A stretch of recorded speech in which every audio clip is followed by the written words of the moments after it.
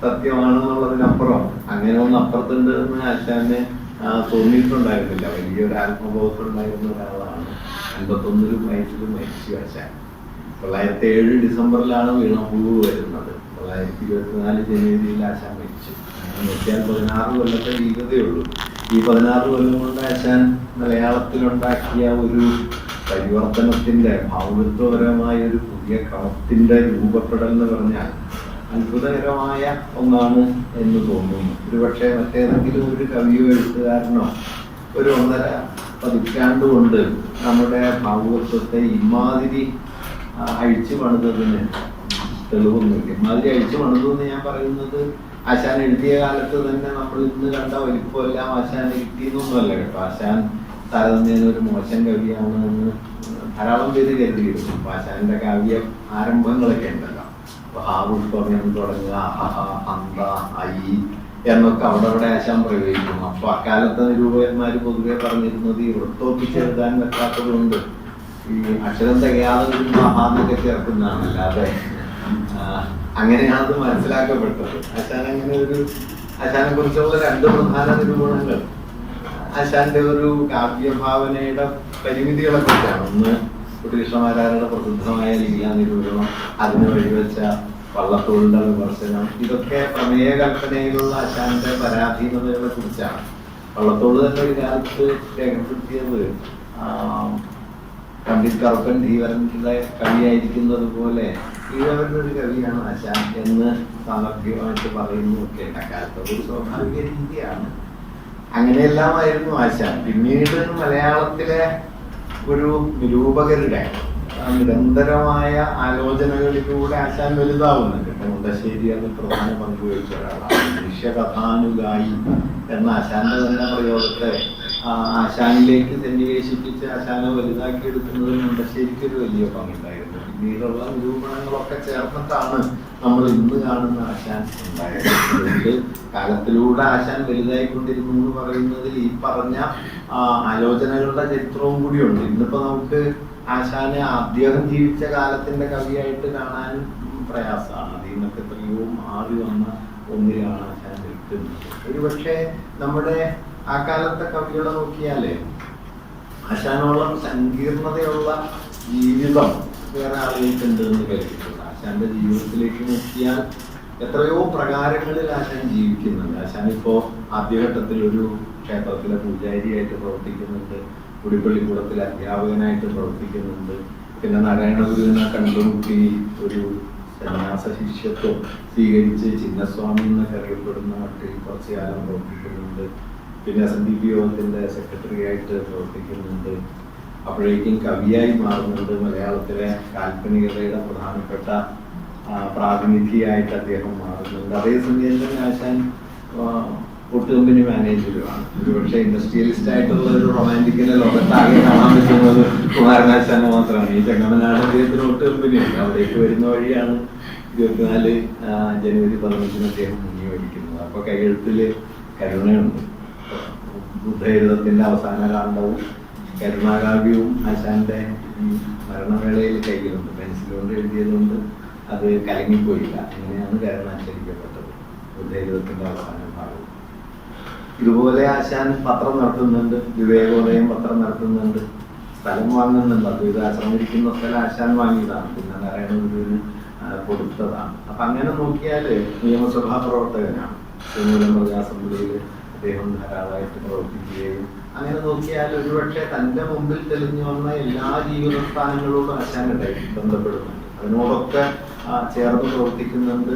ആ കാലത്ത് വരുന്ന എല്ലാ സംവാദങ്ങളിലും പങ്കുചേരുന്നുണ്ട്. വളരെ കൂടുതൽ ആശാൻ ഗദ്യം എഴുതിയിട്ടുണ്ട്. ആശാന്റെ മോഹപ്രസംഗങ്ങൾ വളരെ വലിയ ഒരു സമാഹാരമാണ്. അതിൽ അന്നത്തെ പ്രധാന ചർച്ചകളിലൊക്കെ പങ്കുചേരുന്നുണ്ട്. ഇപ്പോ അന്നത്തെ ഏറ്റവും പ്രധാനപ്പെട്ട ചില പരിഷ്കരണവാദങ്ങളോട് ആശാൻ വിയോജിക്കുന്നുണ്ട്. ഇപ്പോ സഹോദരൻ അയ്യപ്പന്റെ പന്തിഭോജനത്തോട് ആശാൻ ആ നിലയിൽ യോജിപ്പുണ്ടായിരുന്നില്ല.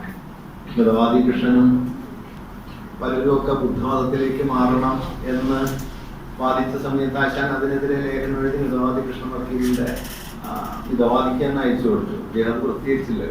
ആശാൻ വേറെ പ്രത്യേകിച്ച് വേറെ സ്ഥലത്താണ് പ്രസിദ്ധീകരിച്ചത്. അതിലൊക്കെ വളരെ വിസ്തരിച്ച് പോയിന്റായിട്ട് എന്തുകൊണ്ട് ബുദ്ധമതത്തിലേക്ക് പോയിക്കൂടാ എന്ന് പറയുന്നുണ്ട്. പക്ഷെ അകം നിറച്ച ബുദ്ധനായിരുന്നു. ആശാന്റെ ഉള്ളിലേക്ക് നോക്കിയാൽ നമുക്ക് ഉടനീളം ബുദ്ധനെ കാണാം. പക്ഷെ ബുദ്ധമതത്തിലേക്കുള്ള പരിവർത്തനത്തെ ആശാൻ അങ്ങനെ പ്രോത്സാഹിപ്പിച്ചിരുന്നില്ല. അങ്ങനെ നാനാതരത്തിലുള്ള ചിന്നസ്വാമി എന്നാണ് അറിയപ്പെട്ടിരുന്നത്. കുറെ കാലം ഗുരു കഴിഞ്ഞാൽ അടുത്ത സന്യാസ പാരമ്പര്യത്തിൽ അടുത്താണെന്നാണ്. 1915-ലോ 16-ലോ മറ്റാണ് വിവാഹിതനാവുന്നത്. 15-ലാണ്. ഭാനുവതി അമ്മ അദ്ദേഹം പഠിപ്പിച്ചിരുന്നതാണ്. ഗുരുവാണ്. അപ്പോ ഗുരുവോ ചരിഷ്യാമി ശിവം ദൃഢപ്രദം പറഞ്ഞൊരു ശ്ലോകം എഴുതി തയ്യാറാക്കിയിട്ട് ഗുരുവിന് കൊടുക്കുകയും ഗുരു അതിനെ അനുവദിക്കുകയും ചെയ്തു. വിവാഹം കഴിക്കുന്നത് എന്താ എന്ന് പറഞ്ഞു. അപ്പോ അയ്യപ്പ മാഷോ മറ്റോ ഗുരുവിനോട് പറയുന്നുണ്ട്, സ്വാമിയുടെ അനുഗ്രഹം വേണമെന്ന് ആശാനുണ്ട്. അപ്പൊ ഗുരു പറഞ്ഞു, അനുഗ്രഹം എപ്പോഴും ഉണ്ടല്ലോ, ഇനി പ്രത്യേകമായിട്ട് വേണം എന്ന് മറുപടി പറഞ്ഞു എന്നൊക്കെ ഉണ്ട്. ഞാൻ പറഞ്ഞത് അങ്ങനെ അതിന്റെ സംഘർഷങ്ങളൊക്കെ ഉണ്ട് കേട്ടോ. ഇപ്പൊ രാമകൃഷ്ണത്തിലെ കുയ്യു പോലുള്ള കവിതയൊക്കെ മൂപ്പര് ചെന്നുവിട്ട ചില പ്രതിസന്ധികളെ കുറിച്ചുള്ള രചനകളാണ്. അങ്ങനെ നോക്കിയാലേ ഞാൻ പറഞ്ഞിപ്പോ എംഗൽസ് നവോത്ഥാന ചിന്തകരെ കുറിച്ച് പറയുമ്പോൾ പറയുന്ന ഒരു കാര്യമുണ്ട്. അതായത് ജീവിതത്തിൽ പിന്നെ ഏതെങ്കിലും 1-2 വഴികളിലായിട്ട് അവർ തങ്ങളെ സ്വയം പരിമിതപ്പെടുത്തിയിട്ടില്ല. 3-4 ഭാഷകൾ അറിയാത്തവരായിട്ട് അവരിൽ ആരും ഉണ്ടായിരുന്നില്ല. തങ്ങളുടെ മുമ്പിൽ വരുന്ന പ്രതിസന്ധികളോട് അവര് പ്രതികരിക്കാതിരുന്നിട്ടില്ല. തനിക്ക് പോറലേക്ക് വന്നതുകൊണ്ട് ഒരിക്കലും അവര് പിൻവാങ്ങി നിന്നിട്ടില്ല. എന്നിങ്ങനെ നവോത്ഥാനകാല ചിന്തയുടെ ഒരു സവിശേഷതയെ കുറിച്ച് പറയുമ്പോൾ ഈ വൈവിധ്യങ്ങളോടുള്ള സഹജമായ ഒരു ആസക്തിയെ കുറിച്ച് എംഗൽസ് എഴുതുന്നുണ്ട്. പക്ഷെ അത് കാണാവുന്ന നമ്മുടെ ഏറ്റവും വലിയ കവികളിൽ ഒരാൾ ആശാനാണ്. ഇതേ നിലയിൽ വൈവിധ്യങ്ങളിൽ സ്വയം പോയി ജീവിച്ച ഒരാളുണ്ട് എന്ന് തോന്നുന്നില്ല. ഇംഗ്ലീഷ് നന്നായി പഠിച്ചിരുന്നു. ഇംഗ്ലീഷിന്റെ ഉച്ചാരണശീലത്തെ കുറിച്ച് ചില എഴുത്തുകളൊക്കെ കണ്ടിട്ടുണ്ട്, സ്വന്തം പഠിച്ചതായതുകൊണ്ടുള്ള. പക്ഷെ ഒന്നാന്തരമായിട്ട് ഇംഗ്ലീഷ് അറിയുമായിരുന്നു. ഇംഗ്ലീഷിലാണ് ഡയറി എഴുതിയിരുന്നത്. സ്വന്തം നിലയ്ക്ക് ഡയറി ഇംഗ്ലീഷിൽ എഴുതാൻ കഴിയുന്ന ഒക്കെ ഒരാളുമായിരുന്നു. ചില സവിശേഷ ഊന്നലുകളുണ്ട്. ഇപ്പൊ എഡ്വിൻ ആർണോൾഡിനെയാണ് ട്രാൻസ്ലേറ്റ് ചെയ്യാൻ എടുക്കുന്നത്, അശോകേഷനെ അല്ല. അശോകേഷന് അപ്പുറത്ത് വലിയൊരു പാരമ്പര്യമായിട്ട് ഇരിക്കുമ്പോൾ അശോകേഷനെ വിട്ടിട്ട് എഡ്വിൻ ആർണോൾഡിലേക്ക് ആശാൻ തിരിയുന്നതും ഒക്കെ ഒരു കൗതുകമുള്ള ഒരു കാര്യമാണ്. ഞാൻ പറഞ്ഞത് അങ്ങനെ ധാരാളം. അത് ഈ എന്താ പറയാ, ഏത് ബുദ്ധനാണ് എന്നതും ഒരുപക്ഷെ പ്രശ്നമാണ്. സുകേഷിന്റെ ബുദ്ധനാണോ അതോ എഡിനാർഹോൾഡിന്റെ ബുദ്ധനാണോ? എഡിനാർഹോൾഡിന്റെ ബുദ്ധനാവുമ്പോഴേക്കും 19-ാം നൂറ്റാണ്ടായി. മനുഷ്യാവസ്ഥയെ കുറിച്ചുള്ള ഒരുപാട് പുതിയ ബോധ്യങ്ങൾ കൂടി ആ ബുദ്ധനിലുണ്ട്. അതുകൊണ്ട് ശരിയായിരിക്കും. സുഘോഷൻ കുറെ കൂടി പഴയ സാമ്പ്രദായിക യുക്തിയിലെ ബുദ്ധനാണല്ലോ. അതുകൊണ്ട് ആശാൻ അത് വിട്ട് അതിനൊരു കൗതുകമുണ്ട്. നാലപ്പാടനും ട്രാൻസ്ലേറ്റ് ചെയ്തിരുന്നു അത്ര. അവര് തമ്മിൽ നാലപ്പാടൻ കേസ് കൊടുക്കാൻ മുതിർന്നു എന്നാണ് ഈ ആശാൻ ട്രാൻസ്ലേറ്റ് ചെയ്തതിനെതിരെ. പിന്നെ അതൊന്നും ഉണ്ടായില്ല. 3 ഘട്ടങ്ങളായിട്ടാണ് ആശാൻ അത് പൂർത്തിയാക്കിയത്. ആദ്യത്തെ 2 കാണ്ഡങ്ങൾ ഒന്നാമതും, പിന്നെ 4-ാം കാണ്ഡം വരെ രണ്ടാമതും, 5-ാമത്തെ കാണ്ഡം ഏറ്റവും ഒടുവിലായിട്ടാണ് ആശാൻ അത് പൂർത്തിയാക്കിയത്. ഞാൻ പറഞ്ഞു തന്നതെന്ന് വെച്ചാൽ ആശാന്റെ ജീവിതത്തിലേക്ക് അങ്ങനെ നോക്കിയാല് ധാരാളം വൈവിധ്യങ്ങൾ ഇങ്ങനെ കാണാനായിട്ട് കഴിയും. ആശാന്റെ മാതാപിതാക്കൾ മരിച്ച സമയത്ത് ആശാൻ അവരെ കാണാൻ പോകുന്നില്ല. ബാലകൃഷ്ണൻ എഴുതുന്നുണ്ട് അന്ന് സന്യാസം എന്നൊക്കെയുള്ള ഒരു യുക്തിയൊക്കെ ആണെങ്കിലും ആശാൻ പോയിട്ടില്ല. അതിനെക്കുറിച്ച് ബാലകൃഷ്ണൻ എഴുതുന്നുണ്ട്. അപ്പോ ഞാൻ പറഞ്ഞത് ഇങ്ങനെ ഒരു വലിയ ആന്തരികതയുടെ പവിത്രനാഥനെ കുറിച്ച് എഴുതുമ്പോൾ പറയുന്നത് രസമുള്ള വാക്യമാണ്. ഈ യാഥാർത്ഥ്യങ്ങളെ സാദൃശ്യാത്മകമായിട്ട് അവതരിപ്പിക്കുന്ന സുതാര്യമായ ഒരു വീക്ഷണമായിരുന്നില്ല ആശാന്റെ ഭാഷയിൽ. മറിച്ച് എപ്പോഴും അതിന്റെ ആഴത്തിലേക്ക് പോകുന്ന ഒരു സങ്കീർണത ആശാൻ ഉണ്ടായിരുന്നു എന്നത് ഭാഷയിലുണ്ട്. അതുപോലെ ആശാന്റെ ജീവിതത്തിലുണ്ട്. അതുകൊണ്ട് ഞാൻ പറഞ്ഞത് ഇങ്ങനെ ഒരുപക്ഷെ 1920-ാം നൂറ്റാണ്ടിന്റെ ആദ്യത്തെ ഒരു 2-3 പതിറ്റാണ്ടിൽ കേരളീയ ജീവിതത്തിൽ പ്രവർത്തിച്ച മിക്കവാറും എല്ലാ ബലങ്ങളോടും ആശാൻ സംവദിക്കുന്നുണ്ട്. ആ സംവാദം ആശാനെ പുറമേ നാം കാണുന്നതിനേക്കാളും ഒക്കെ വലിയ സംഘർഷങ്ങളിലേക്ക് കൊണ്ടുപോവുകയും ചെയ്തിട്ടുണ്ട്. അതുകൊണ്ട് കാലത്തിലൂടെ വലുതായി എന്ന് പറയുന്നത് ആ അർത്ഥത്തിൽ കൂടിയാണ്. ഈ വലിയ തോതിലുള്ള ഈ സംവാദശേഷിയും അതുണ്ടാക്കിയ സംഘർഷാത്മകതയുമാണ് ആശാന്റെ പ്രധാനപ്പെട്ട ഒരു ബലമായിട്ട് ഒരുപക്ഷെ ഇന്ന് കാണാവുന്നത്. ആശാനെ കുറിച്ചുള്ള ആലോചനകൾ ഈ വൈവിധ്യങ്ങളെ നിലനിർത്താൻ അനുവദിച്ചിട്ടുള്ളത് പൊതുവിൽ കുറവുമാണ്. അത് ഈ നിരൂപകന്മാരുണ്ടാക്കുന്ന ഒരു അപകടമാണ്. അവരുടെ ഏകമാനമായ രീതിയിലേക്ക് കലാവസ്തുവിനെ മെരുക്കിയെടുത്തിട്ട് ഇതാണ് അതിൻ്റെ പൊരുള് എന്ന് പറയും. താരതമ്യേന മോശപ്പെട്ട എഴുത്താണെങ്കിൽ അതവിടെ നിൽക്കും, നല്ല എഴുത്താണെങ്കിൽ നിരൂപകനെ റദ്ദാക്കിയിട്ട് ഇതിങ്ങനെ പോയിക്കൊണ്ടിരിക്കും. ആശാന് പക്ഷേ ഈ ആശാനിലുള്ള വൈരുദ്ധ്യങ്ങൾ, അല്ലെങ്കിൽ ഇപ്പോൾ ഈ റാൻസിയ സാഹിത്യത്തെ കുറിച്ച് പറയുമ്പോൾ പറയുന്നുണ്ടല്ലോ, സാഹിത്യത്തിന്റെ അടിസ്ഥാന ഗുണം എന്ന് പറയുന്നത് അദ്ദേഹം വിശേഷിപ്പിക്കുന്നത് ലിവിങ് ഡയലക്റ്റിക് എന്നാണ്. ഒരു സജീവമായിട്ടുള്ളൊരു വൈരുദ്ധ്യാത്മകതയിലാണ് സാഹിത്യീയത. അതൊരു പക്ഷെ ആശാനിൽ കാണുന്നത് പോലെ അത്ര പ്രകടമായിട്ട് നമുക്ക് വേറെ മറ്റു സ്ഥലങ്ങളിൽ കാണാൻ പറ്റില്ല. അമാതിരി ഒരു വൈവിധ്യം ആശാനിലുണ്ട്. അപ്പൊ ഈ ഒരു പ്രതലത്തെ ആശാന്റെ ഭാവനയിലെ പ്രധാനപ്പെട്ട ഒരു പ്രമേയത്തെ മുൻനിർത്തി ആലോചിക്കാനാണ് ഞാനിവിടെ മുതിരുന്നത്. അത് ആശാന്റെ സ്നേഹഭാവന എന്ന് പറയുന്ന ഒരു ആശയമാണ്. ആശാനെ ഏറ്റവും കൂടുതൽ വിശേഷിപ്പിക്കപ്പെട്ടത് സ്നേഹഗായകനാണ്. നളിനിയിലെയും അതുപോലെ ചന്ദാരം ക്ഷീരയിലെയും ഒക്കെ വരികൾ ധാരാളമായിട്ട് ഉദ്ധരിക്കപ്പെട്ടിട്ടുണ്ട്. സ്നേഹമാണ് ചിലസാരനും ജീവിതമൊന്നും ഒക്കെ അറിയാത്ത മനുഷ്യർ കുറവാണല്ലോ. പക്ഷെ ആശാന്റെ കവിതകളോളം ഒരു പഴഞ്ചൊല്ലിന്റെ പ്രകൃതം കൈവരിച്ച വരികൾ പിന്നെ മലയാളത്തിലുള്ളത് കുഞ്ചൻ നമ്പ്യാരുടെ.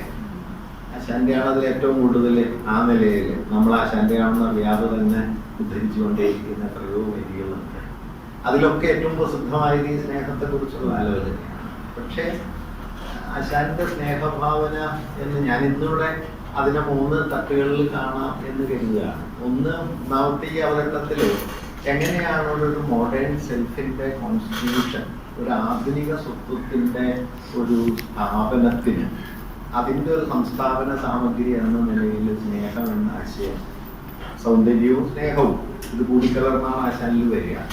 വീണപൂവിൽ പ്രബലമായിട്ടുള്ളത് ഒരു സൗന്ദര്യ ഭാവനയാണെങ്കിൽ പിന്നെ അത് സ്നേഹത്തിലേക്ക് നീങ്ങുകയും രണ്ടും ചേർന്നൊരു ആധുനിക സ്വത്വത്തിന്റെ ഒരു സ്ഥാപന സാമഗ്രിയായിട്ട് എങ്ങനെ പ്രവർത്തിച്ചു എന്നും, അങ്ങനെ പ്രവർത്തിക്കുമ്പോൾ തന്നെ ഈ സ്നേഹഭാവന എത്രയോ ആഴമുള്ളൊരു വൈരുദ്ധ്യമായി തുടരുന്നുണ്ട് എന്നതുമാണ് ഇന്ന് ഞാൻ സംസാരിക്കാൻ ഉദ്ദേശിക്കുന്ന ഒരു കാര്യം. തുടർന്നങ്ങോട്ട് ഒരു വ്യവസ്ഥാ വിമർശനത്തിന്റെ ഒരു മൂല്യം എന്ന നിലയിൽ എങ്ങനെയാണ് ആശാൻ പ്രണയം എന്നൊരാശയത്തെ ഉപയോഗപ്പെടുത്തിയത് എന്നത് അടുത്ത ഒരു ആലോചനയായിട്ട്. ഏറ്റവും ഒടുവിൽ ഈ സ്നേഹം എന്നതിനെ ഒരു ബൗദ്ധ പാരമ്പര്യത്തിലെ ആധുനിക ഇന്ത്യൻ രാഷ്ട്രീയ ബോധത്തിലൊക്കെ പ്രബലമായി മാറിയ മൈത്രി എന്ന ആശയത്തിലേക്ക് എങ്ങനെ വികസിപ്പിച്ചു എന്നതാണ് തുടർന്ന് ആലോചിക്കുന്നത്. അങ്ങനെ 3 ഘട്ടങ്ങൾ, ഈ 3 ഘട്ടങ്ങൾ തമ്മിൽ ചില ചേർച്ചകളൊക്കെ ഉണ്ട്, ചില അകലങ്ങളും ഉണ്ട്. അതുകൊണ്ട് ഈ സ്നേഹം എന്ന് നാം പറയുന്നത് സ്നേഹമാണ് അഖില സാരമൂലിയിൽ നിന്നോ മോഹനം ഭുവന സംഗമെന്നതിൽ സ്നേഹമൂലം അമലേ വിടിഞ്ഞു ഞാൻ എന്നൊക്കെ നളിനിയിലൊക്കെ പറയുന്ന പോലെ അത്ര ലളിതല്ല എന്നതാണ് പുറമേ നിന്നും ഇപ്പൊ നോക്കിയാൽ തോന്നുന്നത്.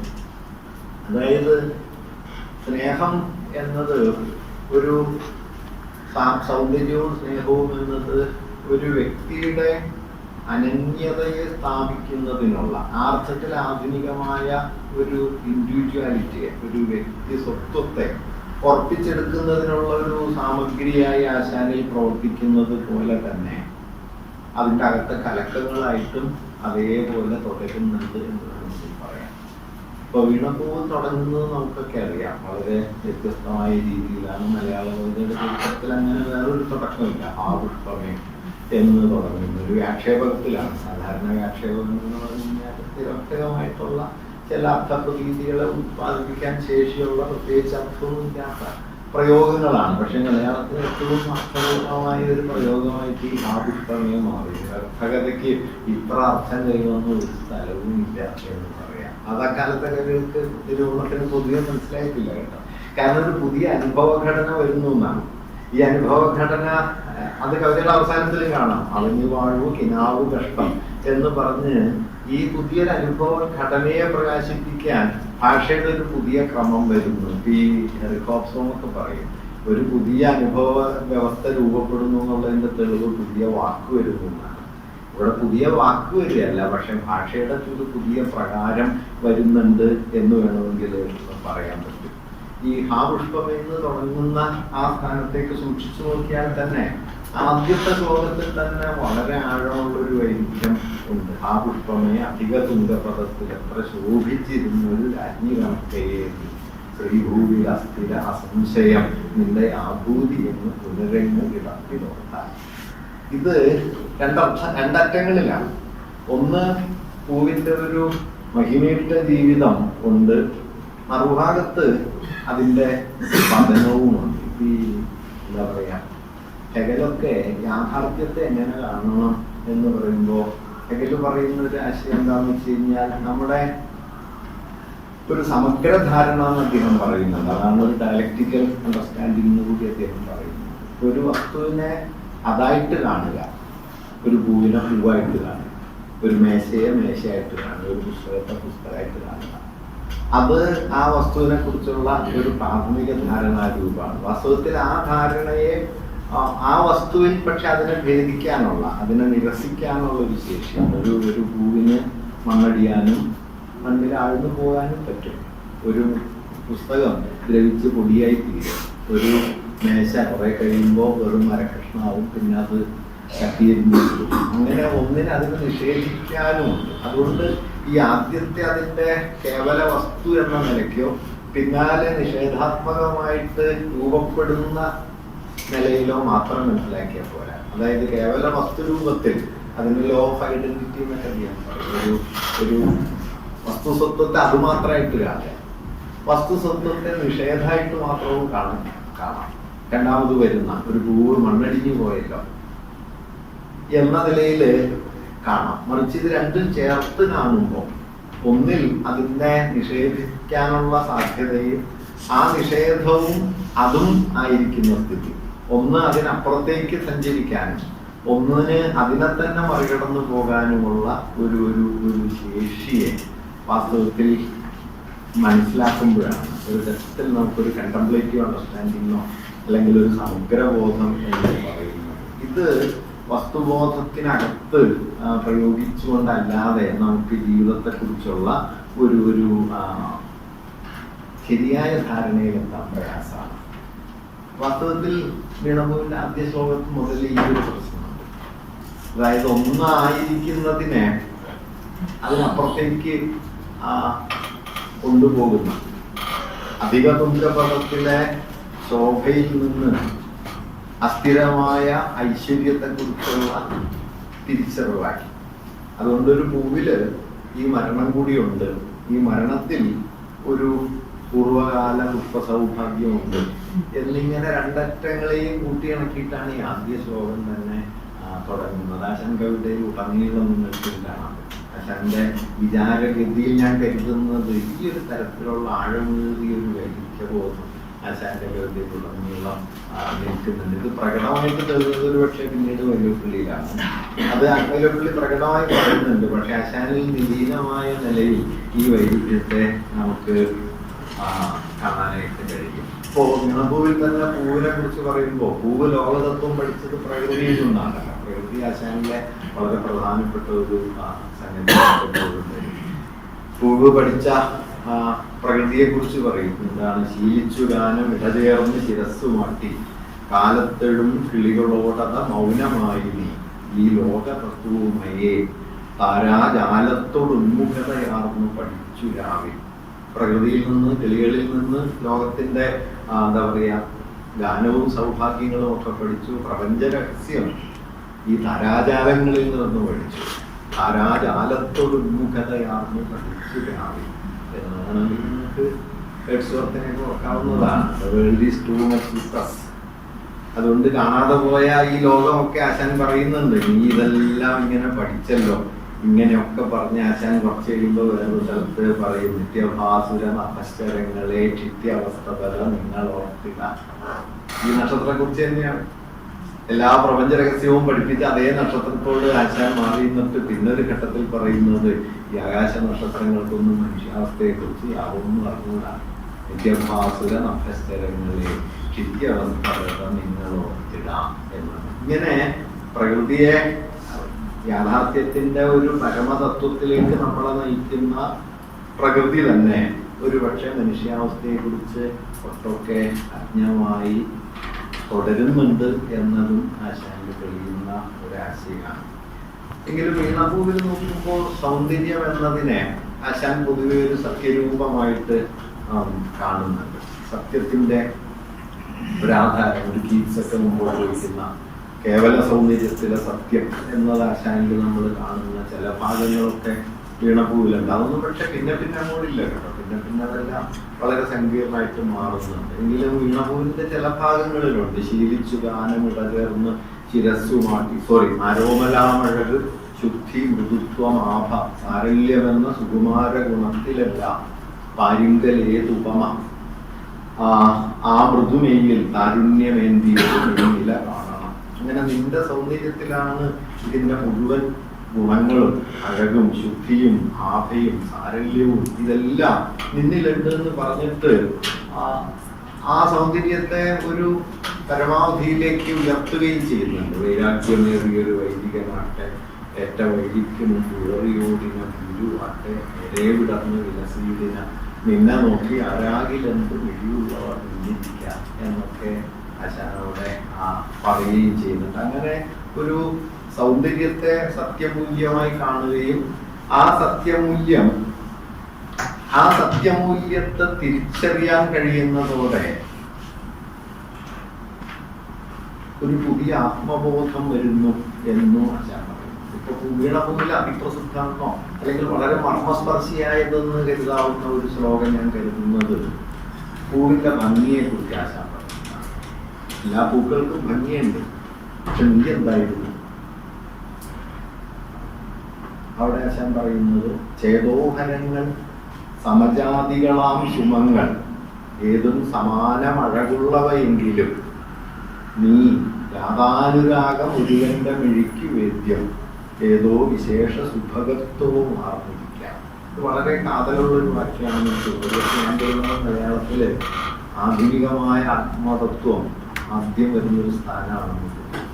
പൂർണ്ണാർത്ഥത്തിൽ ചേതോഹരങ്ങൾ സമജാതികളാം സുമങ്ങൾ, നിന്നെ പോലെ തന്നെയുള്ള എന്റെ കുലത്തിൽ തന്നെ പെട്ട ഇതേപോലെ സൗന്ദര്യമുള്ള പൂക്കൾ ഏതും സമാനമഴകുള്ളവയെങ്കിലും ഇതേ ഭംഗിയുണ്ടെങ്കിലും നിന്റെ ഭംഗി രാധാനുരാഗം ഒരുവന്റെ മിഴിക്ക് വേദ്യം, അനുരാഗിയായ ഒരുവന്റെ കണ്ണുകൾക്ക് മാത്രം കാണാനാകുന്ന വിശേഷ ഭംഗി നിനക്ക് കഴിയുന്നിരിക്കാം. രാധാനുരാഗം ഒരുവന്റെ മിഴിക്ക് വേദ്യം ഏതോ വിശേഷ സുഭഗത്വം. ഈ വിശേഷ സുഭഗത്വം കാണുന്നതോടെ കാണുന്ന ആള് ഒറ്റക്കൊരാളായി. സമജാതികളാം സുമങ്ങളുടെ സമസൗന്ദര്യത്തെ കാണുന്നത് പൊതുക്കാഴ്ചയാണ്. ഒറ്റക്കൊരാള് കാണുമ്പോ വിശേഷ സുഭഗത്വം, ആധുനികതയെ കുറിച്ച് പറയുമല്ലോ. പറ്റത്തിൽ ഒരാളിൽ നിന്ന് ഒറ്റക്കൊരാളെ സൃഷ്ടിച്ചു. ഈ പറ്റത്തിൽ നിന്ന് ഒറ്റയിലേക്കുള്ള ആ ഷിഫ്റ്റിനെ ഒരു പക്ഷെ മലയാളികളുടെ അതിരേഖപ്പെടുത്തുന്നു. മാത്രമല്ല തിരിച്ച് പൂവിനും ഈ സൗന്ദര്യമുണ്ട്. പൂവിന്റെ സൗന്ദര്യം സമജാതി സുമങ്ങളുടെ സൗന്ദര്യത്തിൽ നിന്ന് ഈ വിശേഷ സുഭഗത്വത്തിലേക്ക്. അങ്ങനെ വിശേഷ സുഭഗത്വം എന്ന വാക്ക് ഒരു ഭാഗത്ത് പൂവിനും മറുഭാഗത്ത് ഇത് കാണുന്ന ആൾക്കും അനന്യമായ ഒരു ആത്മതത്വത്തിന്റെ ഉടമയാക്കി അവരെ മാറ്റുന്നു. പുതിയൊരു ആത്മഭാവം, തനിക്ക് മാത്രമുള്ള ഒരു അനുഭവം ഇല്ല. ഒരർത്ഥത്തിൽ ഇതാണ് ആശാൻ ഈ രണ്ട് അനുഭവ സ്ഥാനങ്ങൾക്കിടയിലുള്ള ഹൃദയബന്ധത്തെയാണ് ആശാൻ പ്രണയം ചെയ്യുന്നത്. ആശാനിൽ അനുരാഗം വ്യത്യസ്താവിന്റെ അടിസ്ഥാന സന്ദർഭമാണെന്നാണ് ഞാൻ കരുതുന്നത്. അത് ഒരാണിനും പെണ്ണിനും ഇടയിലുള്ള സ്നേഹം എന്ന അർത്ഥത്തിലല്ല, അതെല്ലാം ജൈവാർത്ഥത്തിലും അല്ലാതെയും ഒക്കെ തുടരുന്നു. ആശാനിൽ ഈ അനന്യതയുടെ ഒരു തലമുണ്ട്. ഈ അനന്യതയുടെ തലത്തെ ആശാൻ വലിയ തോതിൽ കാണുകയും ഒറ്റക്കൊരാളായ ഞാനും ഒറ്റക്കൊരാളായ നീയും നമുക്കിടയിൽ മാത്രം സാധ്യമാകുന്ന ഒരു ബന്ധം. ഇതായിരുന്നു ആശാന്റെ പ്രണയം എന്ന് പറയുന്നത്. അതുകൊണ്ടാണ് ഈ പ്രണയത്തിനെ ആശാൻ വലിയൊരു ആദർശ മൂല്യമാക്കി ഉയർത്തിയിട്ട് ലോകവ്യവസ്ഥക്കെതിരെ നിൽക്കാൻ പറ്റുന്ന ഒന്നായിട്ട് ഇതിനെ ഉയർത്തിക്കൊണ്ടുവരുന്നത്. ഇത് പല രൂപത്തിൽ കാണാം. പലപ്പോഴും ആശാനിലെ അനുരാഗത്തെ നോക്കിയാൽ കുറച്ചൊക്കെ ഒരു അതിഭൗതികത ഉണ്ടത്. ഇപ്പോൾ അറിവിൽ നളിനിയും ദിവാകരനും തമ്മിൽ കാണുന്നതിന് മുമ്പ് രണ്ടുപേരും ഒരു നദീതീരത്തെത്തുന്നില്ല. ആശാൻ അവിടെ എഴുതുന്നത് കണ്ടതില്ലവർ പരസ്പരം മരം കൊണ്ട് നേർവഴി മറഞ്ഞിരിക്കയാൽ രണ്ടുപേരും അകതാരിലാർന്നിരിക്കണ്ട കാന്തഹ ബന്ധവൈഭവം. കണ്ടിട്ടില്ലെങ്കിലും ഈ ഉത്കണ്ഠയുണ്ട്. അത് പല സ്ഥലത്തും വരുന്നുണ്ട് കേട്ടോ. ഈ വേറെയും സ്ഥലങ്ങളിൽ ഈ ഒരു തരത്തിലുള്ള ഈ സ്നേഹത്തിന്റെ അതിഭൗതികം എന്ന് വിളിക്കാവുന്ന ഒരു മൂല്യം നമുക്ക് പലയിടങ്ങളിൽ കാണാനായിട്ട് പറ്റുന്നതാണ് എനിക്ക് തോന്നിയിട്ടുള്ള ഒരു കാര്യം. അതായത് അതിഭൗതികമായ ഒരു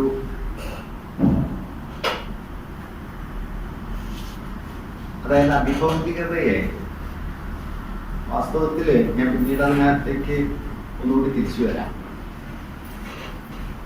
അതിഭൗതികതയെ ഒരു നിലയ്ക്ക് തന്റെ കാലത്തെ അതിവർത്തിക്കാൻ പോകുന്ന ഒരു മൂല്യവസ്ഥയായിട്ട് ഒക്കെ അതിനെ കുറിച്ച് എഴുതുന്ന സമയത്ത് പറയുള്ളൂ. ആശാന്റെ അനുരാഗം ശരീരത്തെ വെടിഞ്ഞതിനെ കുറിച്ചും മുഖ്യധാരാ സ്ഥലങ്ങളെ വെടിഞ്ഞതിനെ കുറിച്ചും ഒക്കെ പറയും. കാരണം അതെല്ലാം ജാതിബദ്ധങ്ങളായ ജാതിയുടെ പിടിയിൽപ്പെട്ട് നിൽക്കുന്നതാണ് ശരീരമായാലും കലയായാലും ഒക്കെ. അപ്പൊ അതുകൊണ്ട് അതിഭൗതികത എന്നത് വാസ്തവത്തിൽ അതിഭൗതികതയല്ല, മെറ്റാഫിസിക്സ് അല്ല. മറിച്ച് മെറ്റാഫിസിക്സിലൂടെ തന്റെ കാലത്തിന്റെ വളരെ ആഴമുള്ള ചില രാഷ്ട്രീയ സന്ദർഭങ്ങളോടുള്ള പ്രതികരണം കൂടിയുണ്ട്. കാരണം ഈ ശരീരത്തിൽ പാർക്കാൻ അനുരാഗത്തിന് പറ്റാണ്ടാവുമ്പോൾ അനുരാഗത്തിന് കേവലതത്വമായി കഴിയും. പക്ഷെ ഈ കേവലതത്വമാകാൻ ശ്രമിക്കുന്ന അനുരാഗം അങ്ങനെ ശാശ്വതമായ ഒരു കേവല മൂല്യമായിട്ടല്ല നിലനിൽക്കുന്നത്. അത് പ്രവർത്തിക്കുന്ന ശരീരം, അത് പ്രവർത്തിക്കുന്ന സന്ദർഭം, അതുളവാക്കുന്ന വൈവിധ്യങ്ങൾ, ഇതൊക്കെ നിലനിൽക്കുകയും ചെയ്യുന്നുണ്ട്. അതുകൊണ്ട് അനന്യത പൂവിനും കാമുകനും വരുന്നുണ്ട്, അല്ലെങ്കിൽ കാമുകി കാമുകനും വരുന്നുണ്ട്. ആധുനികമായൊരു വ്യക്തിബോധത്തിലേക്ക് അത് വികസിച്ചു വരികയും ചെയ്യുന്നുണ്ട്. പക്ഷെ അങ്ങനെ വികസിതമാകുന്ന ഒരു വ്യക്തി തന്നെ പിന്നാലെ നിലമ്പൊത്തുന്നുണ്ട്. കാലം കുറഞ്ഞ ദിനമെങ്കിലും അർത്ഥദീർഘം, മലയേറെയെങ്കിലും അതീവ മനോഭിരാമം, ചാലയെ കഴിഞ്ഞരിയ യൗവനവും എന്നു നിന്റെ ഈ ലോലമേനി പറയുന്ന അനുകമ്പനീയം. അതുകൊണ്ട് ഈ സൗന്ദര്യത്തെ അതിന്റെ ഉന്നത സ്ഥാനത്ത് നിർത്തുകയും സത്യാത്മകതയിൽ പ്രതിഷ്ഠിക്കുകയും ചെയ്തതിന് തൊട്ട് പിന്നാലെ തന്നെയാണ് ഈ കാലം കുറഞ്ഞ ദിനമെങ്കിലും. അത് വാസ്തവത്തിൽ ആശാനി ചെയ്യുന്ന ഒരു വിശേഷമാണ്. ആശാൻ വിശേഷിപ്പിച്ച ഏറ്റവും നല്ല വിജയമാണത്. കാലം കുറഞ്ഞ ദിനമെങ്കിലും അർത്ഥദീർഘം, മലയേറെയെങ്കിലും അതീവ മനോഭിരാമം, ചലയെ കഴിഞ്ഞരിയ യൗവനവും എന്ന് നിന്റെ ഈ ലോലമേനി പറയുന്ന അനുകമ്പനീയം എന്ന് ഈ വെച്ച ആശാനെ കുറിച്ചും പറയാം. അല്ല, ഞാൻ പറഞ്ഞു വന്നത് ഇങ്ങനെ സൗന്ദര്യത്തെ ആ വ്യക്തിബോധത്തിന്റെ അനന്യതയെ ഒരു ഭാഗത്ത് ഉയർത്തുന്ന, അതിനെ സാധ്യമാക്കുന്ന ഒന്നായിരിക്കെ തന്നെ ഈ സൗന്ദര്യത്തിനും അതുവഴി കൈവരുന്ന സ്നേഹബോധത്തിനും ഒരു ക്ഷണികതയുമുണ്ട്. അതിന് ശാശ്വതത്വവും ഒന്നുമില്ല. ചിന്തിപ്പതാരരിയ സൃഷ്ടി രഹസ്യം ആവതെന്തുള്ളൂ ആ മുനികൾ ഊഴിയിൽ നീട്ടുവാഴ എന്ന് ഒരു സ്ഥലത്ത് ഒന്നിനുമില്ല നില ഉന്നതമായ കുന്നും എന്നല്ല അലയാഴിയും ഒരിക്കൽ നശിക്കുമോട്ടാൻ എന്നിങ്ങനെ പ്രകൃതിയുടെ ഒരു സർവനാശ സ്വഭാവത്തെ, എന്നാൽ ചിന്താഷ്ടയായ സീതയുടെ അവസാനത്തിലൊക്കെ ചെന്ന് കഴിഞ്ഞ് കഴിഞ്ഞാൽ താൻ മരിച്ചിട്ട് ഈ പ്രകൃതിയുടെ നിത്യതയിലേക്ക് ഇങ്ങനെ ലയിച്ചു പോകുന്നതിനെ കുറിച്ച് ആശാൻ പറയുന്നത് 1919 അവിടെ നിത്യഭാസുരൻ ഇനി യാത്ര പറഞ്ഞിടത്തഹാദിന സാമ്രാജ്യപദേ ദിവസ്പദേ എന്ന് പറഞ്ഞ് പ്രകൃതിയെ വർണ്ണിക്കുന്നത് ഏതാണ്ട് മലയാള ഭാഷ ഒരു കോസ്മിക്കായ ദീപ്തി കൈവരിക്കുന്ന ഒരു ഭാഗമാണ് ചിന്താഷ്ടയായ സീതയുടെ അവസാനത്തെ 6-7 ശ്ലോകങ്ങൾ എന്ന് പറയുന്നത്. പണ്ഡിയ അരുന്ധമോശിയെ മുൻനിർത്തി നമ്മളെ ചില നിരൂപകരൊക്കെ ഈ സുപ്രീം പോയറ്റിക് അട്രൻസ് എന്ന് പറഞ്ഞിട്ടുണ്ട്. ഏതാണ്ട് അമ്മാതിരി കവിതയായിട്ട് എനിക്ക് തോന്നിയിട്ടുള്ള ഭാഗമാണ് ഈ ചിന്താഷ്ടയായ സീതയുടെ 7-8 ശ്ലോകങ്ങൾ. ഒരു അലൗകികമായ ഭാഷയിലേക്ക് ആശാൻ പ്രവേശിക്കുന്നതാണ്. അവിടെ പ്രകൃതിയുടെ ഒരു നിത്യതയിലേക്കാണ് സീത സഞ്ചരിക്കുന്നതും നമ്മളൊക്കെ സഞ്ചരിക്കുന്നതും. ആ പ്രകൃതിയെ കുറിച്ച് തന്നെയാണ് മറുഭാഗത്ത് ഞാൻ ഈ പറഞ്ഞ പോലെ ഒന്നിനുമില്ല നില ഉന്നതമായ കുന്നും എന്നല്ല അലയാഴിയും ഒരിക്കൽ നശിക്കും നോക്കാൻ എന്നിങ്ങനെ തന്നെ പ്രകൃതിയുടെ നാശത്തെ ഞാൻ പറയുന്നത് ഇതിനെ ഇങ്ങനെ അകമേ വൈരുദ്ധ്യങ്ങളെ നിലനിർത്തിയാണ് ആശാൻ പോകുന്നത് എന്ന് സൂചിപ്പിക്കാൻ വേണ്ടി ഞാൻ ഈ ഒരു കാര്യം പറഞ്ഞു എന്നേ ഉള്ളൂ. അതോടൊപ്പം ഈ മരണത്തെ നിർത്തിയാണ് ആശാന്റെ മറ്റൊരു പ്രധാന ആശയം അവിടെ തെളിയുന്നത്. എന്നാലും ഉണ്ടഴലെനിക്ക് നിൻ വിയോഗമോർത്തും ഇന്നത്ര നിൻ കരുണമായ കിടപ്പ് കണ്ടു. നിന്റെ വിടവാങ്ങലും നിന്റെ ഇത്രമേൽ കരുണാമയമായ കിടപ്പും കണ്ട് എനിക്ക് ദുഃഖമുണ്ട് എന്ന് പറഞ്ഞിട്ട് പിന്നെ ആശാൻ എഴുതുന്നത്, ഒന്നല്ലി നാമ ഈ സഹോദരരല്ലി പൂവേ, ഒന്നല്ലി കയ്യിലെ ചമച്ചത് നമ്മയല്ല, സഹോദരരല്ലി പൂവേ.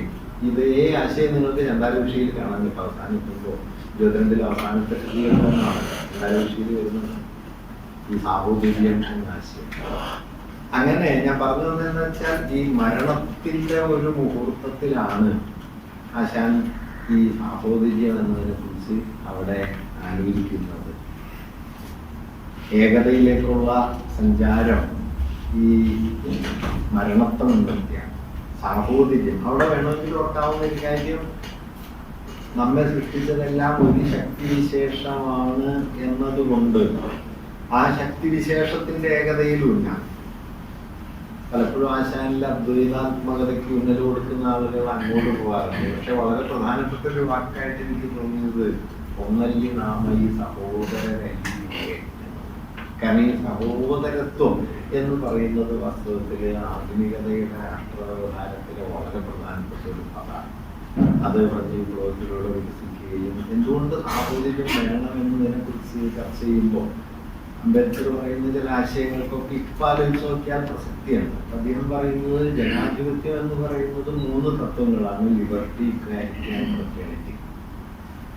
ഇത് 3 ആവശ്യമാണ്. സ്വാതന്ത്ര്യമില്ലാത്ത സമത്വമോ സമത്വമില്ലാത്ത സ്വാതന്ത്ര്യമോ കൊണ്ട് അർത്ഥമില്ല. സമത്വമില്ലാത്ത സ്വാതന്ത്ര്യം ഒരു മഹാഭൂരിപക്ഷത്തെ ചൂഷണം ചെയ്യാനുള്ള ന്യൂനപക്ഷത്തിന്റെ അവകാശമാണ്.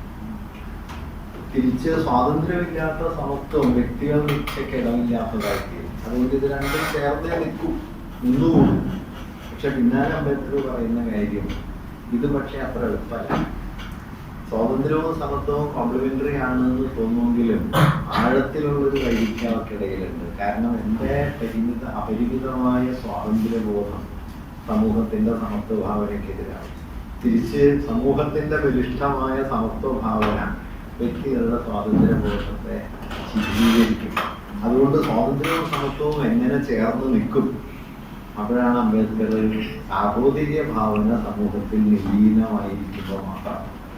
അതുകൊണ്ട് സാഹോദര്യം എന്നത് വാസ്തവത്തിൽ ജനാധിപത്യത്തിന്റെ കാതലായിട്ടുള്ള ഒരു മൂല്യമാണ് എന്ന് അദ്ദേഹം പറയുന്ന ആ പോയിന്റിൽ വെച്ചിട്ടാണ്. കാരണം സാഹോദര്യ ഭാവനയാണ് എന്റെ സ്വാതന്ത്ര്യബോധത്തെ മറ്റൊരാളുടെ സമത്വത്തിനെതിരാവാതെയും എന്റെ സമത്വവാഞ്ചയെ മറ്റൊരാളുടെ സ്വാതന്ത്ര്യത്തെ ഹനിക്കാതെയും ഒരു നൈതിക മൂല്യമായി പ്രവർത്തിച്ച് സമൂഹത്തെ ഒരു നൈതിക രാഷ്ട്രീയ വ്യവസ്ഥയിലേക്ക് കൊണ്ടുപോകും. അല്ലാതെ സാഹോദര്യം ഒരു അലങ്കാരമാക്കല്ല. നിർഭാഗ്യവശാൽ നമ്മുടെ രാഷ്ട്രീയത്തിൽ പിൽക്കാലത്ത് സംഭവിച്ചത് ഈ എന്താ പറയുക, ജനാധിപത്യത്തെ കുറിച്ചുള്ള ചർച്ചയിലെ ഏറ്റവും വില കുറഞ്ഞ വാക്കായിട്ട് സാഹോദര്യം. അതൊരു വെറും റട്ടറിക്കാണ്. എല്ലാ ഇന്ത്യക്കാരും സഹോദരി സഹോദരന്മാരാണെന്നൊക്കെ പറയുമ്പോൾ നമുക്ക് ചിരി വരും.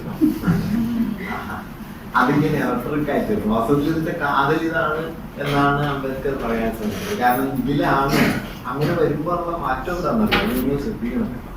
അങ്ങനെ വരുമ്പോഴുള്ള മാറ്റം എന്താണെന്ന് വെച്ച് കഴിഞ്ഞാൽ ഈ സാഹോദര്യം എന്ന് പറയുന്ന ഒരു ധാർമ്മിക മൂല്യമാണ് രാഷ്ട്രവ്യവഹാരത്തിന്റെ ഏറ്റവും അടിസ്ഥാനപരമായ ഘടകത്തിന്. നമ്മൾ ഈ ആശയങ്ങൾ അനുഭൂതികൾ എന്നൊക്കെ പറയുന്നത് രണ്ടാന്തര ഏർപ്പാടാണെന്നും പ്രാഥമികമായിട്ടുള്ളത് ഭരണകൂടം അതിൻ്റെ ഇങ്ങനെയൊക്കെയാണെന്നും ആണല്ലോ പൊതുവെ കരുതുക. അതുകൊണ്ടാണ് സാഹോദര്യത്തിന് വില കൊടുക്കാത്തത്.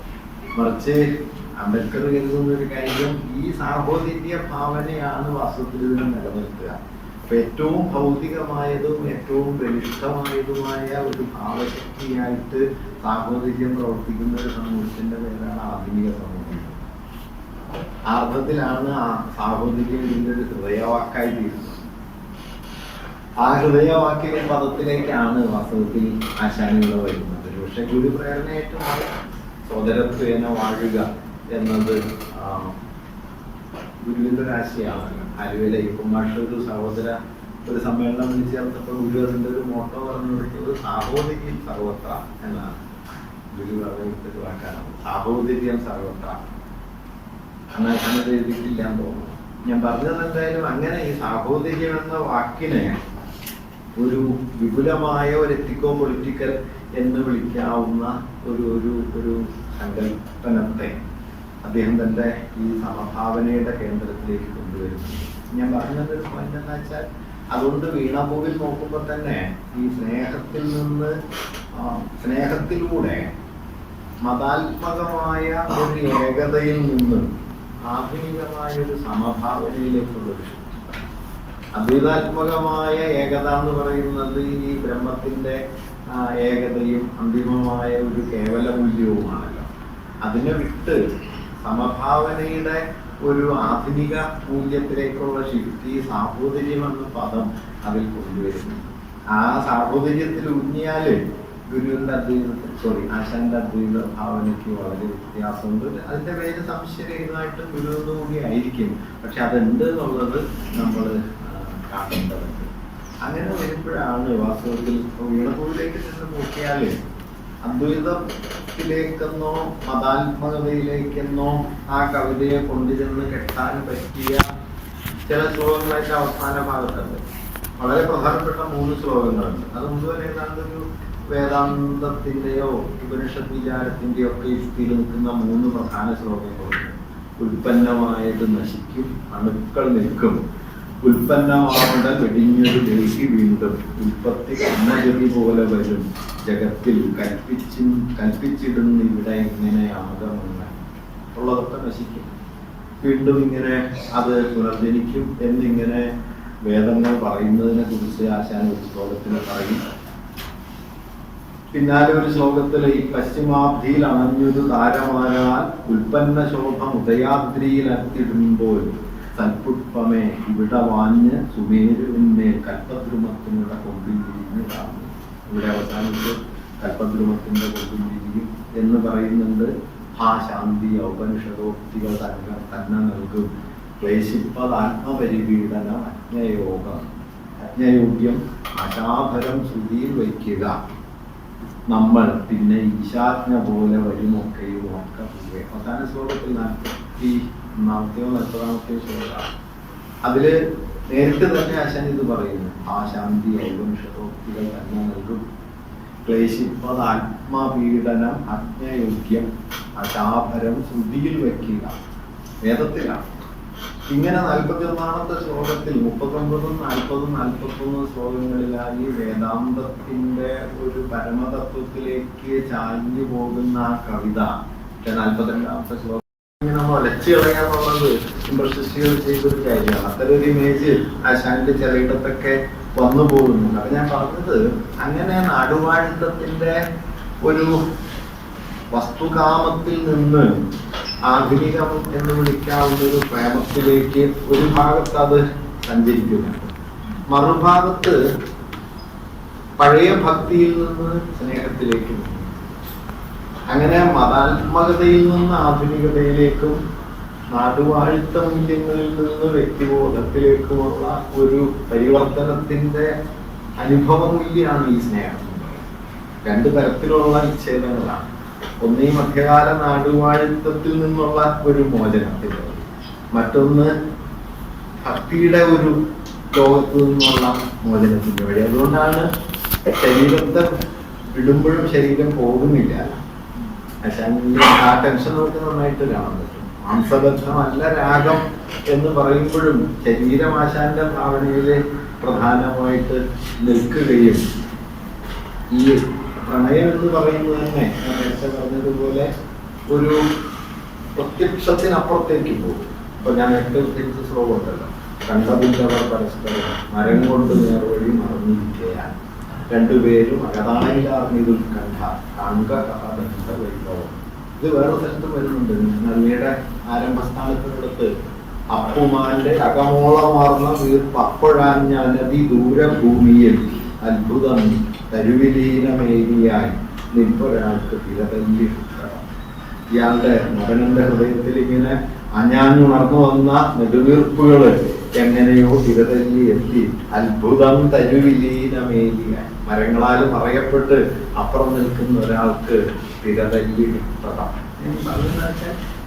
അതുകൊണ്ട് വസ്തുപ്രത്യക്ഷങ്ങളിലല്ല ഇത് പ്രവർത്തിക്കുന്നത്, അതിനപ്പുറത്തുള്ള ഒരു തലത്തിൽ അനുരാഗം നിൽക്കുന്നു. അത് ധാരാളമായിട്ട് ആശാൻ പറയും. അറിവിൽ അനുരാഗമേറെയാണ്, അറിവോ തെറ്റിലും ഒക്കെ കീഴിൽ നിറവേറുകയില്ല, താമിതം കുറയും ആ സഖി ഭാഗ്യശാലികൾ എന്നിങ്ങനെ കഴിയുന്ന ഒരു മൂല്യമായിട്ട് ഈ അതിഭൗതികതയിൽ മാറ്റിയാണ്. എന്തുകൊണ്ടാണ് സ്നേഹ അതിഭൗതിക ഭാവം ആർജിക്കുന്നത്? ഭൗതിക പ്രഭാവത്തിലേക്ക് വരുന്ന ഭൗതിക പ്രകൃതം കൈവരിക്കുന്ന സ്നേഹം മിക്കവാറും ജാതിബന്ധങ്ങളുടെ, ജാത്യാചാരങ്ങളുടെ, സാമൂഹ്യ സമത്വങ്ങളുടെ ഒരു ക്രമത്തിനുള്ളിലേ സാധ്യമാവും. അതുകൊണ്ട് അതിഭൗതികത ഭൗതികതയ്ക്കെതിരല്ല, ഭൗതികതയുടെ സംസ്ഥാപന. അതൊരു വിചിത്രമായൊരു സ്ഥിതിയാണ്. നിങ്ങൾ മെറ്റാഫിസിക്കൽ ആവുന്നത് അങ്ങേയറ്റം സോഷ്യോ ഹിസ്റ്റോറിക്കൽ ആവാൻ വേണ്ടിയിട്ടാണ് എന്നത് നമുക്ക് ഇവിടെ കാണാൻ പറ്റും. അല്ലാതെ മെറ്റാഫിസിക്സിന് വേണ്ടിയിട്ടല്ല. നമ്മൾ ഈ പൊളിറ്റിക്കൽ കറക്റ്റ്നസ് നോക്കിയിട്ട് തിരിയില്ല. ഇതൊക്കെ മോശം കൊള്ളാത്ത ആളാണ് വരും. അതിഭൗതികത്തിലേക്ക് ചാഞ്ഞു ചാഞ്ഞു പോകുന്നത് ഈ ഭൗതികത്തിലെ അപ്പുറത്തേക്കുള്ളൊരു നീക്കാണ്. അത് അങ്ങനെ ഒരു സമരമുഖം തുറക്കുകയാണ്. അങ്ങനെ തുറക്കുമ്പോഴാണ് അനുരാഗത്തിൽ ദിവാകരനൊക്കെ ഒരു ഉന്നതമായ സ്ഥാനത്തേക്ക് നളിനെ തന്നെ കൊണ്ടുപോയി എന്നൊക്കെ ദിവാകരൻ പറയുന്നുണ്ട്. ഉത്തമേ വിഗതരാഗനാകുമെൻ ഉൾത്തടത്തെയും ഉലച്ചു ശുദ്ധനും. രാഗങ്ങളൊക്കെ വെടിഞ്ഞവനാണ്. ആ എന്റെ ഉൾത്തടത്തെയും നീ ഉലച്ചല്ലോ. ഉത്തമേ വിഗതരാഗനാകുമെൻ ഉൾത്തടത്തെയും ഉലച്ചു ശുദ്ധമേ. ഇത്തരം ധരയിലെങ്ങ് ശുദ്ധമാം ചിത്തവും മധുരമായ രൂപവും. ഇതുപോലെ ശുദ്ധിയുള്ള മനസ്സും രൂപവും ഭൂമിയിലില്ല എന്നെല്ലാം പറയുന്നുണ്ട്. അങ്ങനെ പറയുന്ന സമയത്ത് തന്നെ മറ്റേ പിടിവിടാതെയുണ്ട്. പാവനാങ്കി പരിശുദ്ധ സൗഹൃദം നീ വഹിപ്പതതിമുഖോഭനീയമാ ഭാവിയായികത് ശിവാശവങ്ങളിൽ കൂറുപോൽ അശുഭനശ്വരങ്ങളിൽ എന്ന് ഈ നളിനിയുടെ പ്രണയത്തോടുള്ള ഒരു നിലയ്ക്കുള്ള എതിരുമുണ്ട്. ഈ എതിരും ഈ ആനുകൂല്യവും കവിതയിൽ അങ്ങനെ സജീവമായിട്ട് നിൽക്കുന്നുണ്ട്. ഞാൻ ഈ ചില കവിതകളുടെ ഒരു സ്വഭാവമാണ്. അത് പ്രത്യക്ഷത്തിൽ പറഞ്ഞതിന് അകത്ത് കവിത തന്നെ തകർക്കുന്നുണ്ട്. അപ്പൊ നിങ്ങൾ സൂക്ഷിച്ചു നോക്കിയാലേ, വെളുപ്പിളിയുടെ സർപ്പക്കാവ് വായിച്ചു നോക്കിയാലേ, സർപ്പക്കാവ് പ്രത്യക്ഷത്തിൽ കാട് വെട്ടി ചുറ്റ് കൃഷികളുണ്ടാക്കുന്നതിനെ വാഴ്ത്തുന്ന ഒരു കവിതയാണ്. അത് പക്ഷെ അതിന്റെ ഭാഷാ സ്വരൂപത്തിലേക്ക് നോക്കിയാല് ആ കാടിനെ വർണ്ണിക്കുന്ന സമയത്ത് വെളുപ്പിള്ളിയുടെ കവിതയ്ക്കും ഭാഷയ്ക്കും വരുന്ന ഒരു ആഴവും ഗഹനതയും മറ്റത് പറയുമ്പോൾ ഒട്ടുമില്ല. മറ്റതൊരു പ്രസ്താവന പോലെ ഫ്ലാറ്റാണ്. കാടിങ്ങനെ എരമ്പി ആർക്ക് വരുമ്പോൾ നമുക്ക് കാണാനായിട്ട് കഴിയും. അത് കാരണം ഈ കവിതയ്ക്കുള്ളിൽ കവിത വേറെ നിലയായി തീരുന്നതിൻ്റെ ഒരു സംഗതിയാണ്. വലിയ എഴുത്തുകളിലൊക്കെ ചിലപ്പോൾ അങ്ങനെ സംഭവിക്കുമല്ലോ. ഈ ആശാന്റെ കവിതയിലും ഇതൊരു സംഗതിയായിട്ട് നിൽക്കുന്നുണ്ട്. അതായത് ഒരു ഭാഗത്ത് ഭാവിയായികത് ചിതാശവങ്ങളിൽ മുഴുവൻ അശുദ്ധ നശ്വരങ്ങളിൽ എന്ന് പറഞ്ഞിട്ട് തന്നെയാണ് ഇത്തരം ധരയിലെങ്ങ് ശുദ്ധമാം ചിത്തവും മധുരമായ രൂപവും എന്നതിൻ്റെ വിപരീതത്തിലേക്ക് നീങ്ങുന്നു. അതുകൊണ്ട് കവിതയുടെ അവസാനം എത്തുമ്പോൾ നല്ലയുടെ അവസാന ശ്ലോകം നോക്കിയാൽ നല്ലയുടെ ലീലയുടെ അവസാന ശ്ലോകങ്ങൾ വളരെ പ്രധാനപ്പെട്ടതാണ് എന്നാണ് എൻ്റെ ഒരു തോന്നുന്നത്. നളിനിയുടെ അവസാനം എത്തുമ്പോൾ ഈ ലോകക്ഷേമ തൽപരനായി നളിനി ജീവിക്കുന്നത്, ദിവാകരൻ ജീവിക്കുന്നത് നളിനിയുടെ ഓർമ്മയിലാണ്. ജമാഷ് പണ്ട് പറയുന്നുണ്ട്, ദേശീയായ വാസവദത്തയ്ക്ക് മോക്ഷം ലഭിച്ചു എന്നും ഉത്തമനായ ഉപഗുപ്തൻ അപ്പോഴും മോക്ഷം ലഭിച്ചിട്ടില്ല എന്ന് എഴുതിയിട്ടാണ് ആശാൻ മരിച്ചത്. അതുകൊണ്ട് മോക്ഷം എന്ന് പറയുന്നത് പഴയ കേസാണ്. കാരണം കരുണേല് വാസവദത്തയ്ക്ക് മോക്ഷം കിട്ടുന്നുണ്ട്, ഇവിടെയും ഏതാണ്ട് നളിനിക്ക് മോക്ഷം വരുന്നുണ്ട്. നളിനിയുടെ ഓർമ്മയിലാണ് വാസ്തവത്തിൽ ദിവാകരന് പിന്നെ എന്തെങ്കിലും അർത്ഥം ഉണ്ടാകുന്നത്. അവസാന ശ്ലോകം എങ്ങനെയാണ്?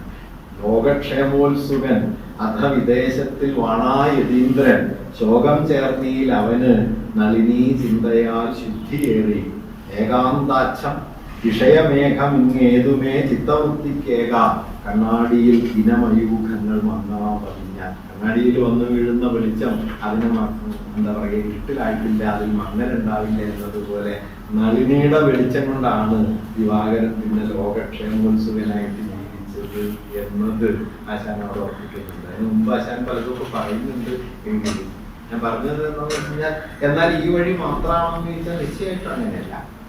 ഈ വഴിക്ക് അപ്പുറത്തേക്കുള്ള ഒരു പിടി ആശാനിലുണ്ട്. അത് പലയിടത്തും അദ്ദേഹം എഴുതുകയും ചെയ്യുന്നുണ്ട്. അതിപ്പോ പി കെ ബാലകൃഷ്ണൻ പറഞ്ഞതാണോ? ബാലകൃഷ്ണന്റെ മനോഹരമായ ഒരു കൽപ്പന ഉണ്ടല്ലോ, പ്രതിഭാരക്ഷസിന്റെ കുതിരസവാരി എന്നാണ്. അത് ആശാന്റെ എഴുത്ത് അങ്ങനെയാണെന്നാണ്. ആദ്യം മൂപ്പര് ഒരു കാര്യം തീരുമാനിച്ച് എഴുതാൻ തുടങ്ങും, പിന്നെ എന്തോ ആയി പോകും, അതൊന്നും പുള്ളിയുടെ പിടിയിലല്ല എന്ന് പറയാൻ ഉപയോഗിച്ച നല്ല കൽപ്പനയാണ്. വിഭാരക്ഷസിന്റെ കുതിരസവാരി. ചിലപ്പോ ശരിയാണെന്ന് തോന്നും കേട്ടോ, കാരണം ഈ വിലായത്തിന്റെ ആ മുഖത്തിൽ എഴുതുന്നത് 3 കൊല്ലം മുമ്പ് നല്ല എഴുതിയപ്പോ തന്നെ അത് ലൗകിക രീതി അത്ര താല്പര്യമില്ല എന്ന് എനിക്ക് തോന്നി. അതുകൊണ്ടാണ് ഇങ്ങനെ ഒന്ന് എഴുതാൻ തീരുമാനിച്ചത്. അത് അതിലേക്കായി നല്ലതില് വിവാഹം അല്ലെങ്കിൽ തമ്മിൽ ബാല്യകാല സുഹൃത്തുക്കളാവുമ്പോൾ പിന്നെ വിവാഹ സന്യാസത്തിന് പോകുന്നു, അല്ലെങ്കിൽ അയാൾ ഓർത്ത് എന്നെ കാണുന്നു, അപ്പൊ അയാൾക്ക് ഭ്രാന്താണ്. അയാള് വെള്ളത്തിൽ ചാടി മരിക്കുന്നു, ഇവരും വെള്ളത്തിൽ ചാടി മരിക്കുന്നു, ആരും തോഴി അല്ലെങ്കിൽ പറയുന്നില്ല നോക്കൂ. സാധുവായ ഒരു കവിതയുടെ കഥയാണ്.